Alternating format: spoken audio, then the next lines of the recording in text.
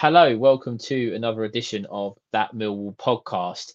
Today, bringing you another little bit of new content for the channel. Myself and my, I would say, glamorous assistant, sidekick, Ben from the north is joining me. Ben, how are you? Oh, we'll go with all of those, mate. Glamorous assistant. I like that. First time I've ever been called that. But yeah, I'm good, mate. How are you? Yeah, very well, very well. Guys, something, as I say, a little bit different, something we've not really done so far on the channel. Ben and I are going to be giving you sort of a review of the previous month. So obviously today's show will be focusing on all things Millwall throughout August. I guess, Ben, we probably have to start with the closure of the transfer window and the transfer activity. The ever-changing circus, as it seems at Millwall at the moment, is every day there's something new that's going on. But transfers specifically for the time being, how would you rate Millwall's transfer window? Well, I'm just glad it's shut, to be honest, mate, because it's I don't think I've ever. Well, actually, hold on. It was quite nice actually being invested in the deadline day for once, because as we normally say as Millwall fans, it's just another Friday or Thursday or whenever it ends normally. So it was nice to be involved, although there was a lot of panic around, obviously, Ivanovic. Will he, won't he? Why has he not been announced yet?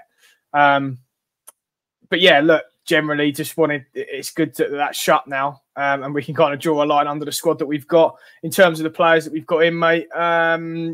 Yeah, look, you've got to say it's been one of our better transfer windows. I mean, look, big unknown in our record transfer in terms of Ivanovic. We've only got time will tell on that one, right? We're all hoping that he turns out to be an excellent signing for the club on and off the pitch. So yeah, look, positive there.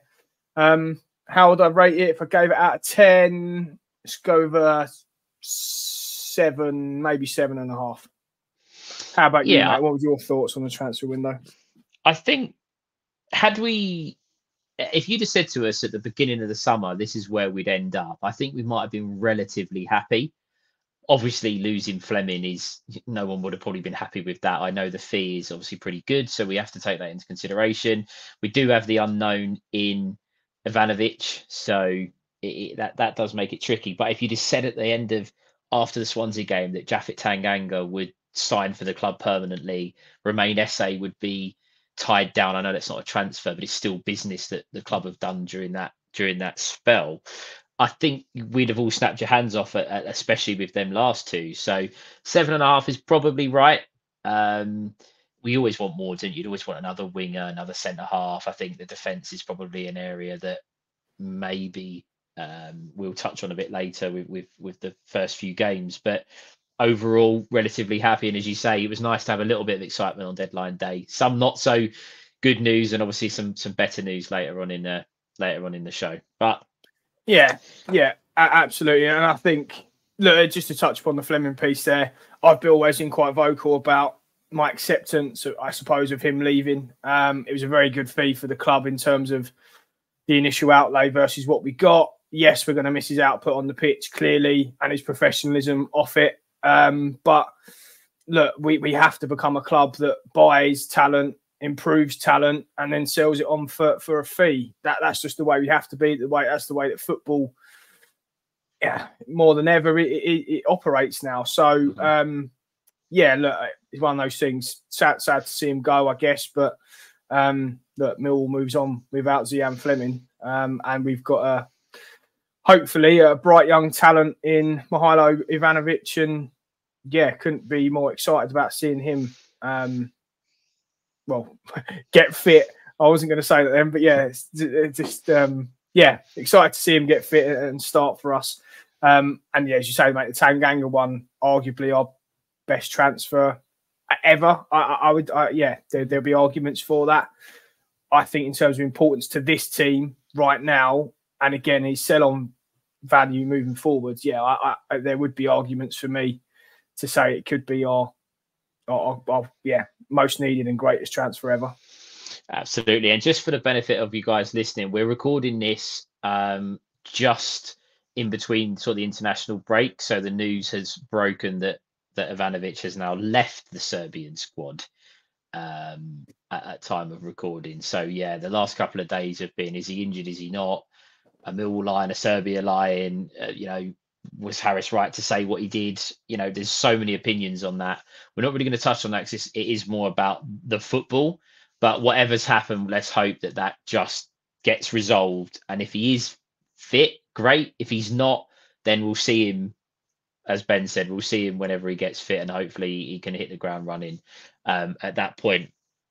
But looking back at August, 6 games, 4 in the league, 2 in the cup. Obviously, unfortunately, out of the Carabao Cup. The Lions sit 15th on 4 points, scored 8, conceded 7. We'll go into each of the individual games, but Ben, probably an underwhelming start, would you say?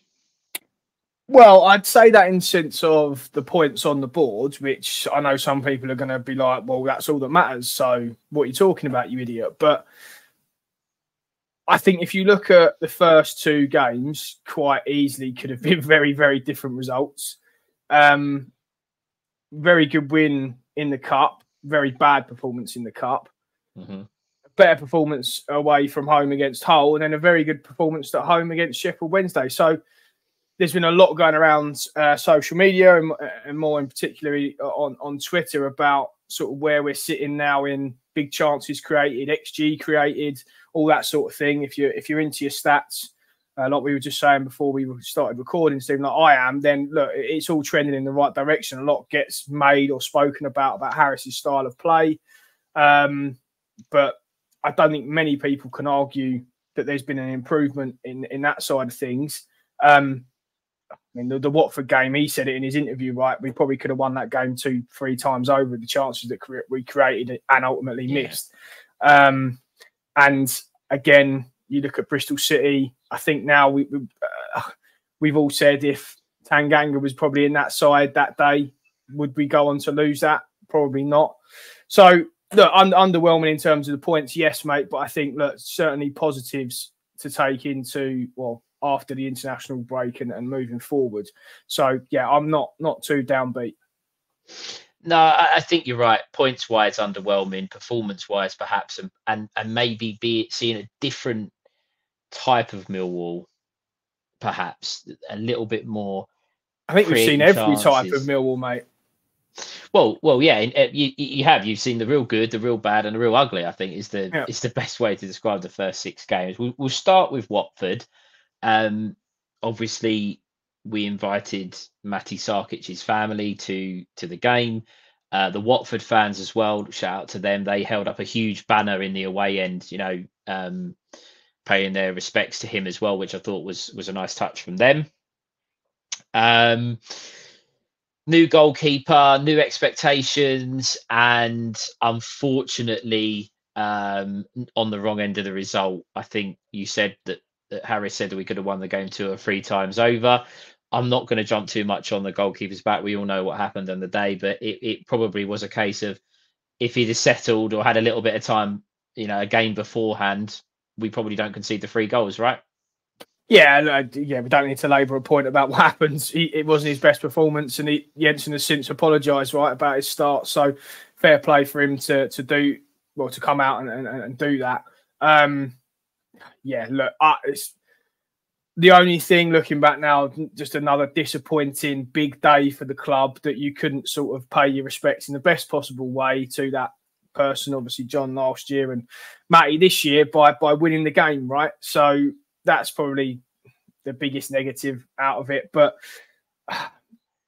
yeah, one of those games, mate. And if it means it's out the way first game of the season, I'm quite happy with that.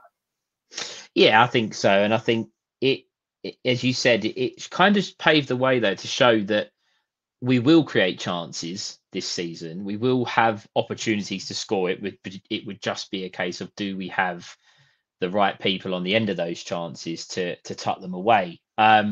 We moved to Bristol City, first away game.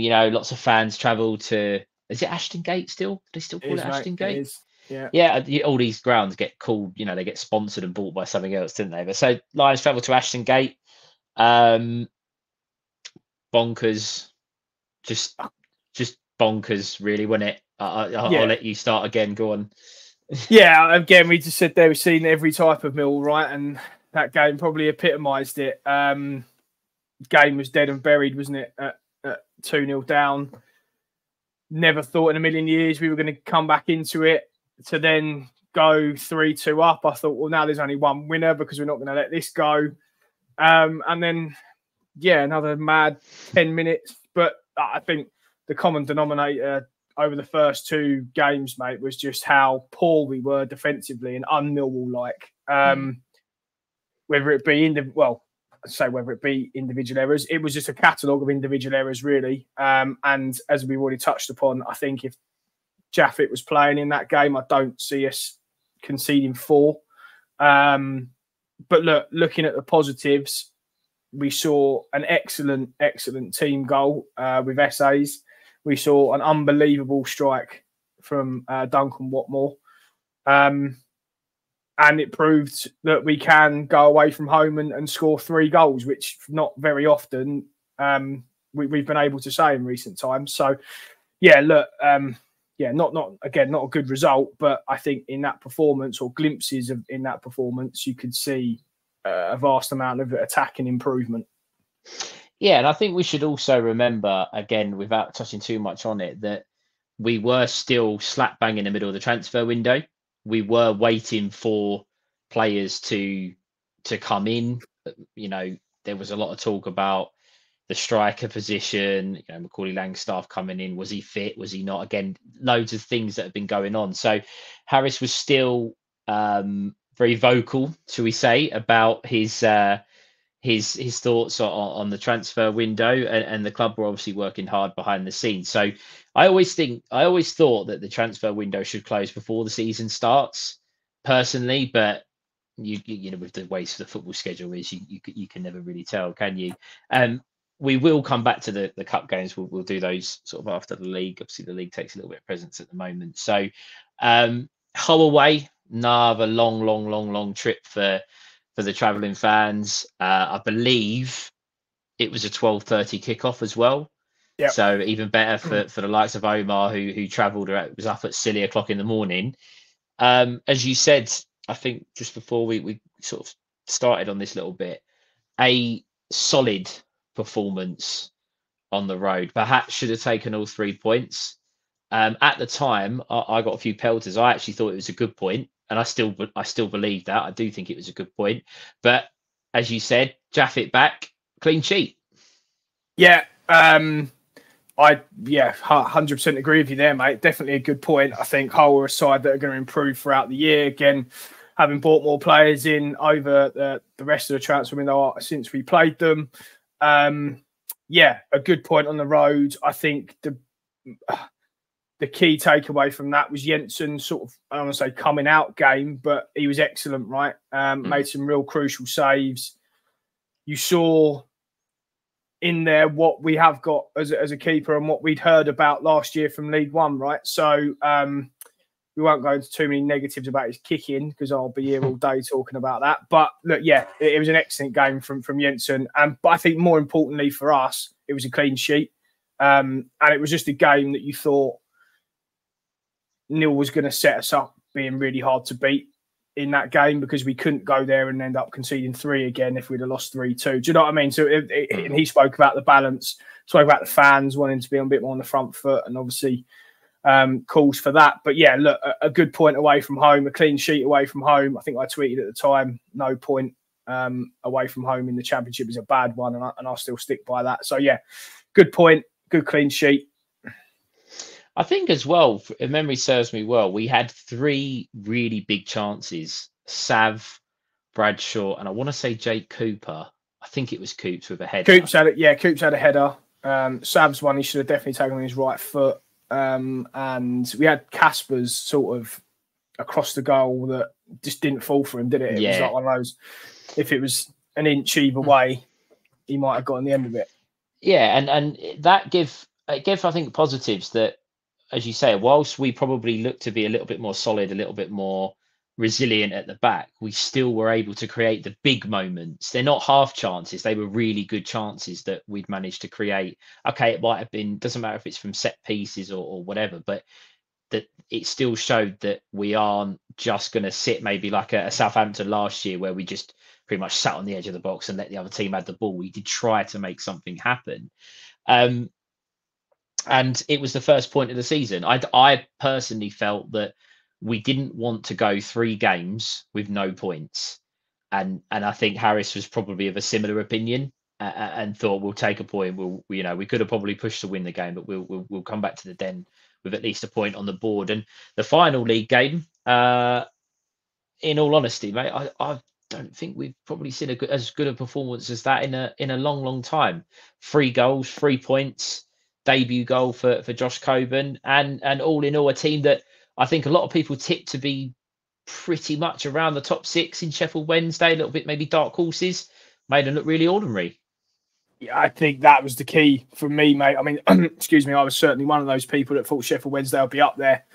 Will certainly improve a lot on where they were last year. I think, like a lot of people, I'm a fan of Danny Roll. They made some shrewd recruitment over the summer, having listened to a couple of their podcasts pre-game. So I thought it was going to be a really tough game, mate. And by all accounts, as you said, we made them look really, really ordinary, and we just looked really good. One of our most complete performances.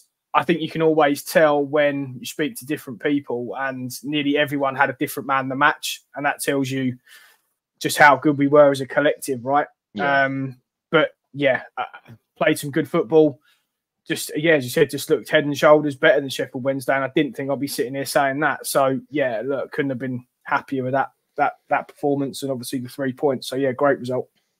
And it also goes to show, I think, sticking with the Sheffield Wednesday theme, we were there at Hillsborough last year. Very similar in the sense we turned up there and scored 4 goals and coming home really happy. But we caught them at a time where they were very, very poor.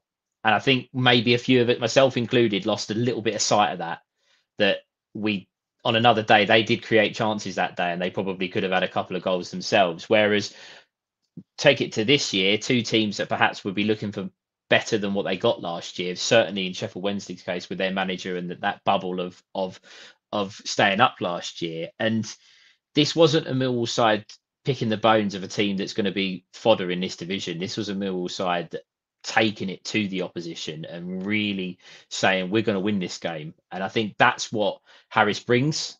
And I'm hoping that maybe, starting at home again after the break, which we will come on to, but starting at home again is a very, very good thing for me, because I think it gives us another opportunity to do that again.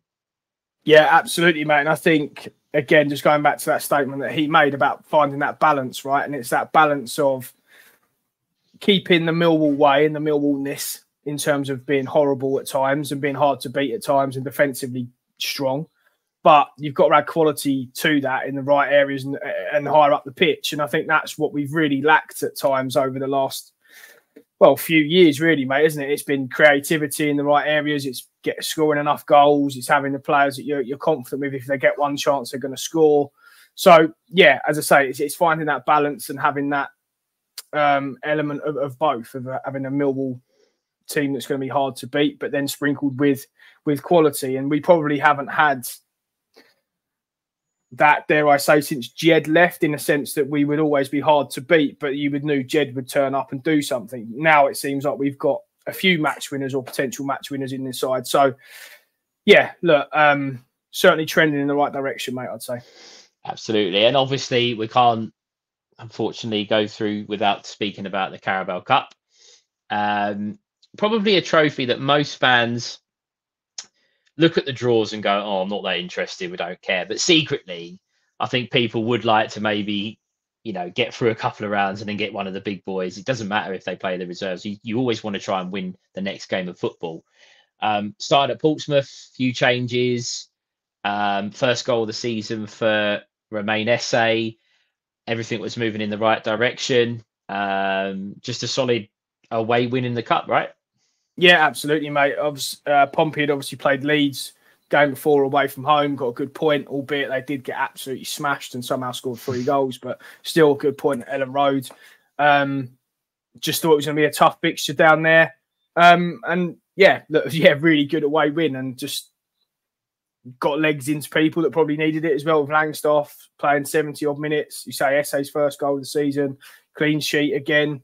So yeah, good away win, mate. Good away win. And then the debacle circus, use that word quite a bit. The just calamity of an evening at home against League One Leyton Orient. Again, 8 changes I think from the previous league game, and just an absolute shambles, really, and worrying. When I think it was a few days to go before the transfer window, we hadn't played Sheffield Wednesday, so we didn't know what was to come, and it just looked for all in the world that things were just closing in on Harris and the players and the club, really. Yeah, I mean the ups and downs of the bipolar Millwall, right? That was literally perfectly defined. Come away from that, having watched it, absolutely, like most of us, lost my head and just thought, what's going on? Squad players that played just didn't look up to it, didn't look like fancied it. We were second best in every department. It was just a really, really poor performance, and a very un-Millwall-like or un-Neil Harris Millwall-like performance. And I'm sure there would have been some choice words from the gaffer at half-time and full-time, and probably for a couple of days after that, to be honest. But yeah, not a good performance. And certainly now, just to touch upon what you said, mate, the way that the Cup's set up with the Premier League doing what they're doing, with letting the European clubs have the home ties and that thing, you got to look at it now. So I think if you get through 2 games, you've got half a chance of getting a decent away draw now. So yeah, I don't know who Leyton Orient got. I can't even remember or care, to be honest. But yeah, look, moving forward in the coming years, now we all know that that's how it's going to be structured. You've got to think that if you win your first 2 games, you've got a real chance of getting a big boy away from home, which is what we all want, right? Yeah, and I think that's one of the disappointing things, isn't it? I don't think Orient got a massive tie, if memory serves me well. I don't think it's anyone that really you'd think, oh God, I wish it was us type thing. So we kind of dodged a bullet there. Not going to ask you, Ben, as an individual for sort of a rating for the start of the season, but I will ask the guys who listen along, listeners, if you're on YouTube, Spotify, across social media, how would you rank our start to the season? Obviously, we understand that points are what, that's what gets you up the table or keeps you in the division. So perhaps we haven't got as much as we would like. But if you can let us know what your thoughts are. We're going to switch to now individuals. Again, this will be a sort of a running feature that we do each month, where we sort of dissect the best players, the best goals, and kind of have a running thing where Ben and I pick our favourites or who we think were the best of the bunch. Ben, we'll start with goal of the month. I believe both of us, obviously we've had a pre-chat just beforehand, I believe both of us are going to state our claim for our goal of the season. So Ben, fire away. Goal of the season. Going for that. No, goal of the month. Hold on a minute. Whoa. If one of these is goal of the season, we may have a problem. Yeah, we will. We will. No, goal of the month for August. Goal of the month, mate. Goal of the month. So I have picked Remain SA's at Bristol City just because, again, there's been a lot of noise made around Harris's style of football. Will it improve this year? Do we have the ability to do it in the squads? And it was just a really, really well-worked goal. Now, I know everyone in the comments is going to be coming at me for why have you not picked Duncan Watmore, you absolute lunatic, and that was an unbelievable strike. But this is just my personal opinion. Yeah, it was good to see us score a well-worked goal that involved more than sort of 2 passes, to be honest, mate. Remain had great feet in the box as well. So it was kind of a goal that had a bit of everything. We knocked it around well. We started at the back. We moved it from back to front, sort of in short passing, and then with a little bit of individual skill in SA with his feet in the box and a good finish. So, yeah, I've gone with that, mate. I'm also probably going to get pelters from the viewers and listeners because I'm also not going Duncan Watmore's goal against Bristol City. Again, both of us had it sort of jotted down as an honourable mention. I think we kind of said before we come on air. But for me, Millwall's goal of the month for August was Josh Coburn. versus Sheffield Wednesday. Similar to what Ben said, but it was more the build-up. Obviously, I know he taps it in inside the box, but a 1-2 with Esse and Casper De Norre on the halfway line, a good little pass into Honeyman, another good pass into Duncan Watmore, who was obviously run at the defence, put the ball across. I know people will say it might have been a shot or a cross, but very similar to what you said, Ben, a goal that perhaps you might not have expected to see under Neil Harris, or certain fans might not have expected to see under Harris. And if you're playing football along the floor quickly, that's what we've been craving sometimes, isn't it? Move the ball quicker, or players move into space a bit quicker. And I thought that goal had everything that you'd want from a team goal. So for me, Josh Coburn takes home goal of the month. Again, as per the give us a rating. Do you agree with me? Do you agree with Ben? Should Duncan Watmore have topped both of them? There's going to be a resounding yes on that, mate. We're going to get pelters for that. But we're big boys. If Duncan Watmore's goal is the one for you guys, then let us know. We do read all the comments, and we do sometimes have a little bit of a chuckle. We'll let you into a little secret at that Millwall pod. When someone does get pelters on the show, we do a little screenshot, and that goes straight in the chat, and we're all over it. So listen, put your comments in if you don't agree or do agree, then let us know why. We do try to read and come back to as many of them, and usually all of them each time. So, player of the month, got it right this time, not season. We should have done. We should have got some of those top things here, right? Yeah, we should have got one of those things there in the Premier League. There's like these little weird tube things that we could have presented to the players. But player of the month for August. I don't think the listeners can probably maybe disagree too much with the two that I think are going to come out quite highly in this. But go on, Ben, if you want to go from... No, go on, mate. You go first. I'll go first last time. I'll do this one. That means I can just say you're copying me. We obviously spoke beforehand. We spoke about Lucas Jensen and George Honeyman. For me, they both kind of take a third place, a joint third place. I think obviously after the tough start, Jensen has clearly, he had a very good game at Hull, really good, that probably earned us or kept us with a point. And I thought looked a lot better at home against Sheffield Wednesday. Perhaps a little bit of not a sympathy, but perhaps a little bit of a, trying to rally some support for him. That might be how it looks, but I think he's settled a little bit now and probably deserves an opportunity to really stake that claim as the number one. And George Honeyman, very, very good. Probably should have a couple of goals if we're being honest, but very good in the middle. Second place for me, Romain Esse, coming of age, losing Fleming, the natural replacement for that kind of number 10, the creative spark, was Esse. He's now committed to the club. He's there long term. That they have faith in him, and I think he's rewarded Harris for picking him with performances, both going forward and defensively. Last year, you probably wouldn't have seen Romain Esse running back 30, 40 yards to try and help out his defenders, as well as showing quality on the ball. I think you'd have got one or the other. You wouldn't have been able to get both. So very, very good second place for me. But number one, Duncan Watmore. Unbelievable. Got pelters on the first live show. Jay, I know you're watching. You absolutely hammered him before that first game against Watford, but he's been unbelievable. Maybe he should have grown his hair last season, the season before. Maybe that's the trick. I don't know. But goals, couple of assists, looking dangerous again, helping Brian down that left-hand side as well defensively. Just an all-round solid month. Seems to be relatively fit, playing longer minutes than what he had been before. So my player of the month for the Lions is Duncan Watmore. Ben, I think you're going to be very similar, but I think you may have a slightly different order.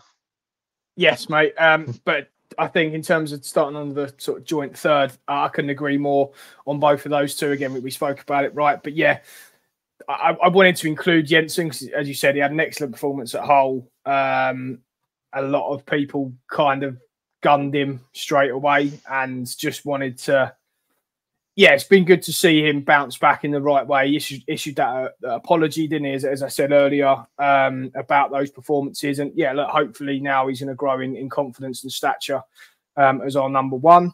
And Honeyman, just as a bit, unsung hero, really, but also someone that divides opinions still, I feel like, within the fan base. I'm very much in the pro Honeyman camp. I really like him.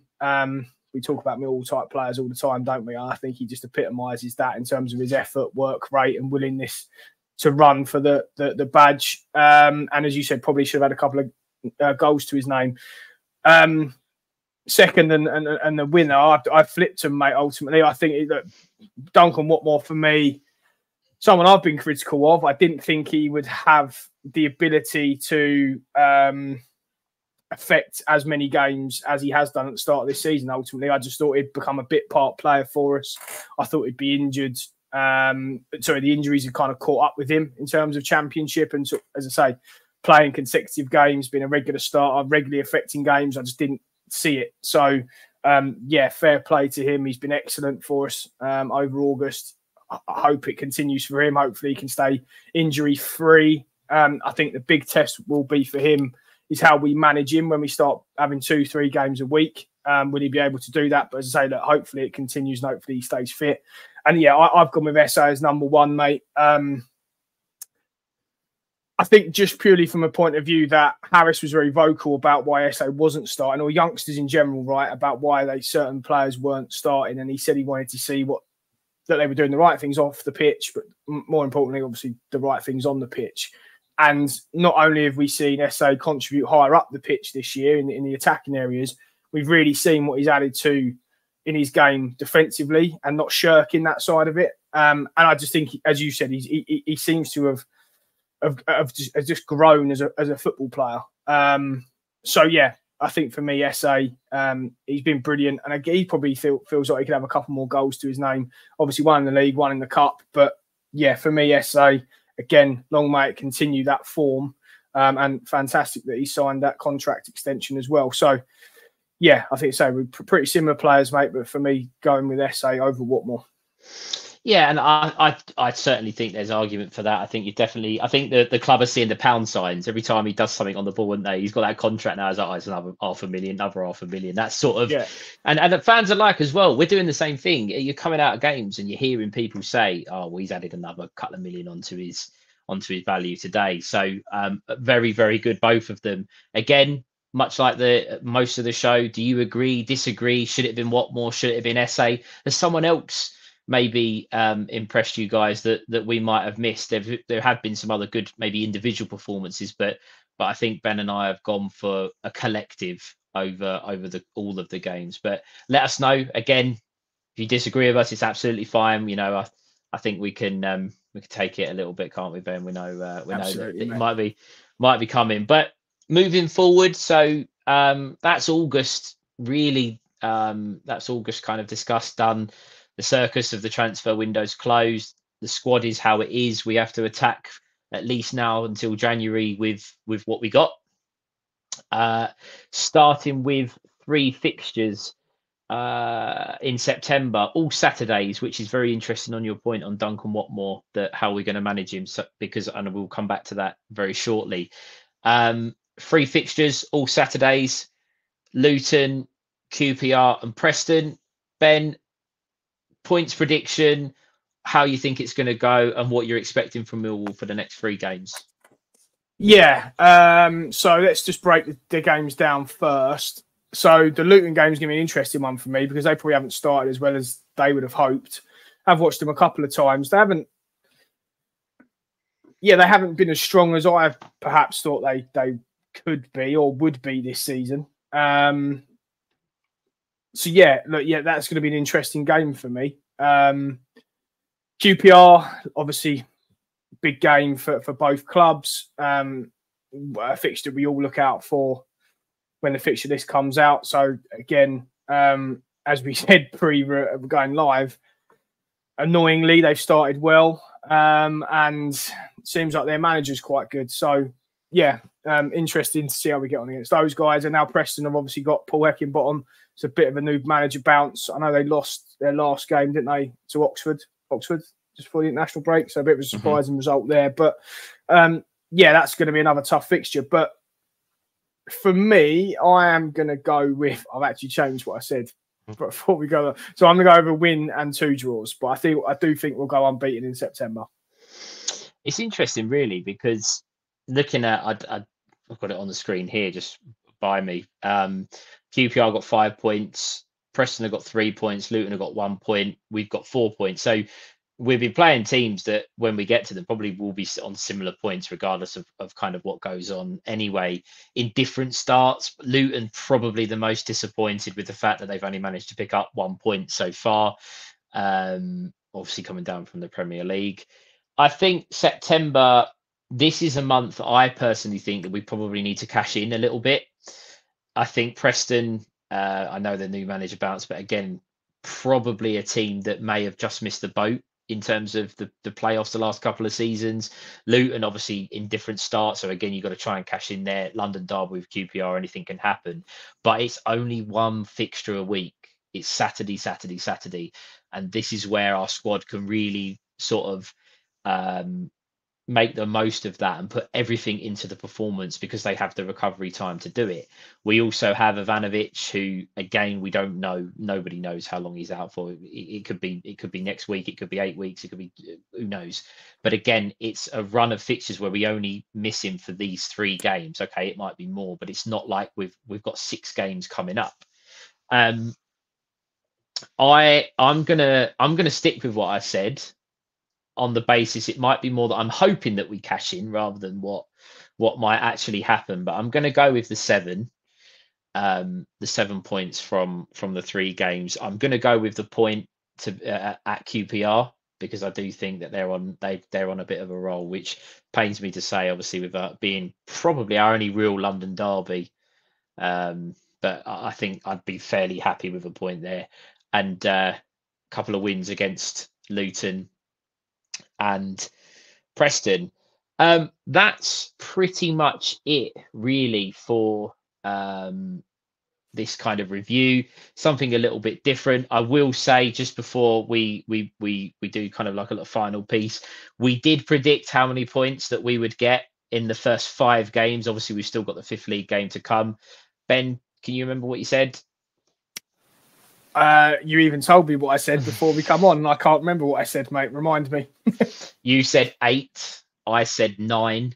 So we're going to be closer to yours, whatever happens coming up. So maybe don't follow us for betting advice in terms of how many points that we're going to get. But as I say, this is something a little bit different. Reviewing the month. Obviously, the next one might be a little bit shorter because we've only got 3 games. We haven't got the transfer window. Let us know your thoughts. Do you agree with us? Would you like us to maybe review other parts of the season? Is there anything else that we can talk about, other players or other little bits and pieces that go on? Ben, thank you very much for joining me. Any final words on August and maybe some inspiration for the guys for September? No, mate. Well, I say no and I'm going to say something. So yes. Yeah, look, I think it was, as I said earlier, a very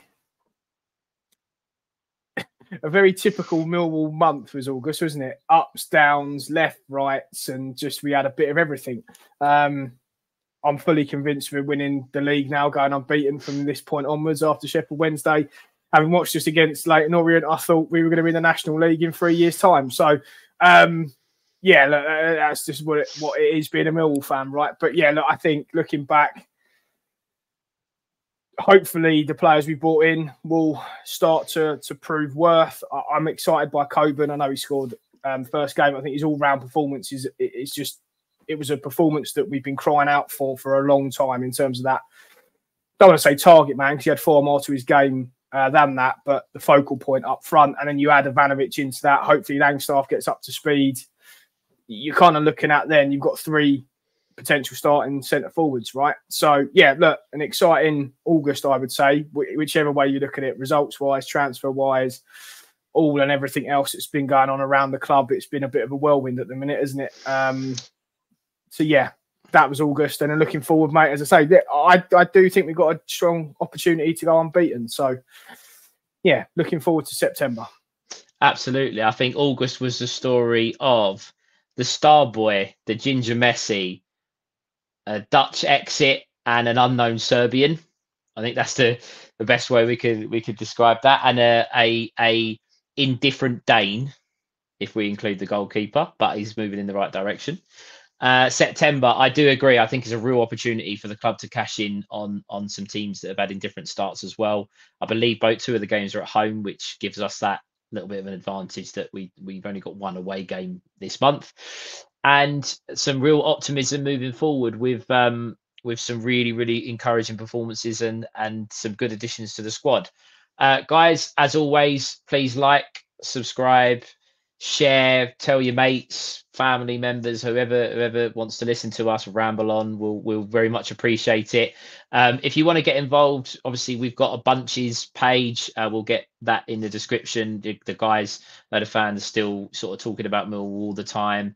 Obviously, us guys are over on Twitter as well. If you can get following that Millwall pod or us individually, we're always banging on about something Millwall. So the conversation always continues. That's it from us. We'll be back with some stuff over the international break, depending on when this goes out. I would imagine this will probably be out the weekend. So we'll have to build up to Luton at home shortly after this video. Hope you enjoy the international break if it's your thing. If it's not, Millwall's going to be back in 9 days' time. So we'll all look forward to it then. Bye for now.